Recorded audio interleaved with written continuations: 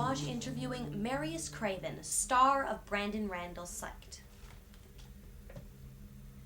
Hello, Mr. Craven. I appreciate you taking the time to do this interview. I can imagine how busy you must be. Before we start, I'd just like to say that I'm not gay. I just want you and your magazine to know that. I never assumed you were gay, Mr. Craven. Just making sure.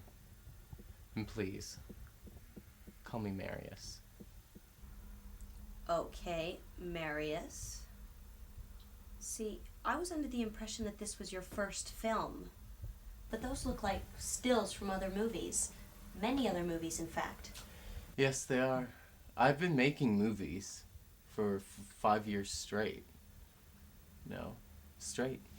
Like me. Of course, I've been straight my whole life, not just for 5 years. Right? Well, of course, Miss Arbage. Marius has made tons of movies. I mean, what kind of agent do you think I am? Would you like some water, dear?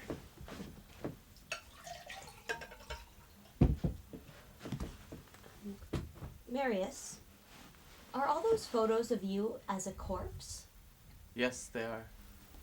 It must be hard to always get cast as a character with a dying scene. Actually, I never play the character while they are still alive. See, what happens is my character's death is talked about by the other characters, after which the camera pans to me lying dead, all covered in blood. This will be my first opportunity to play a character before he dies. It must be frustrating to always get cast as a corpse. No, it's not frustrating at all. I mean, I'm needed to portray death. Not everybody's qualified to portray death. People think death is sad and ugly. But the movie producers are trying to change death's image to one of beauty and eroticism. That's why I'm overly excited to do this movie, because it gives me an opportunity to show people how to die. Which will be quite the challenge, because I've never died before. Huh, you must have done a lot of character work for this film. No, I don't believe in lots of character work bullshit. I know who I am, where I am, what my relationship is to everything in the world. It's the audience who has to ask themselves those questions. I simply have to be. That's a theory I haven't heard before. Where did you do your acting training? I don't believe in training. People who think they can train to become actors are fooling themselves and wasting their money. You can't learn acting. You are born with it. I'm one of those people who was just born to act. But don't you think that even raw talent has to be refined and focused into superior talent? Listen, babe, you're either born beautiful or you're not. Don't get me wrong, I appreciate the ugly people. After all, how would we separate the talented from the untalented if everyone was beautiful? So you're saying beauty equates talent? Movies are only as good as their arousal factor. Arousal factor? Yeah, the amount people wet themselves during a film. I see.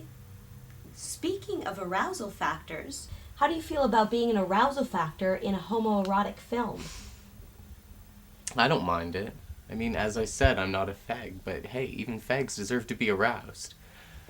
I would never be turned on by men. I'm into chicks. But if a homosexual wants to look at my body, I can't help it.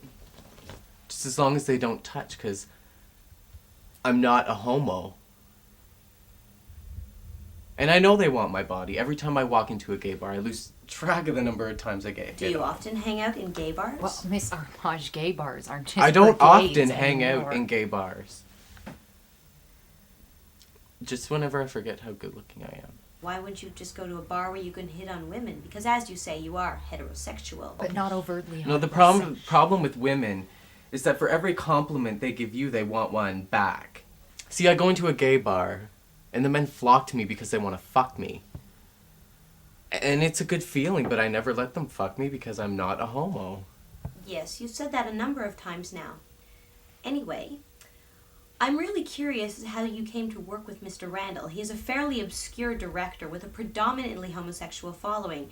And as straight as you are, I was wondering as how you two met. I met Mr. Randall in a gay bar. He asked me if I would help him make his boyfriend jealous. See, sometimes in the movie business you have to perform sexual favors for directors. That's how a lot of big stars got their start. So you knew who Mr. Randall was when he approached you? No, I'd never heard of him before. How do you know he was telling the truth about being a film director? Well, he looked like one. And he talked like one. Why would anybody lie about being a film director? Okay, people, let's get this one right. And Marius, my pretty little boy, your only job in this scene is to turn around and contort that gorgeous little face into a look of orgasmic horror. We'll work on the other moments later. Sorry, Mr. Randall. I'm still unsure of how to come up with a look like that on such a spur of the moment. Ah, all you have to do is pretend that you're going to come, which means you have to pay the hooker. Okay. And action.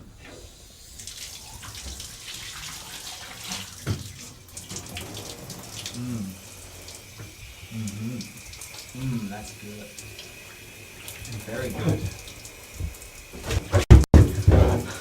But cut! What the hell just happened? Would someone please explain to me why he just slipped? Well, Mr. Randall, I think the running water and blood were a serious detriment to him standing in the bathtub, for they are very slippery. Well, then I guess you better find something that isn't detrimental to the technique of standing. Because if he slips Don't again... get upset, Mr. Randall. We'll take lunch, and by the time we get back, Maris won't be able to slip if he tried.